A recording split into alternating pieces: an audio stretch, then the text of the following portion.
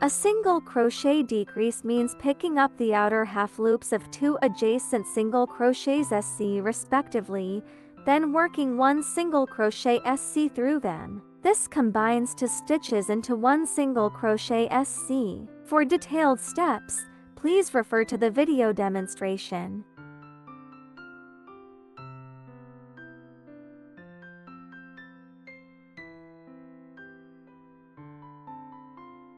Use crochet hook to pick up the outer half loops of 2 adjacent single crochets SC. Now there will be a total of 3 loops on your crochet hook.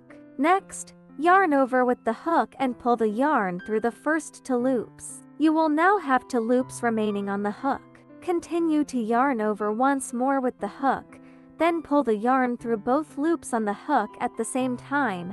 1 single crochet decrease SC deck is completed.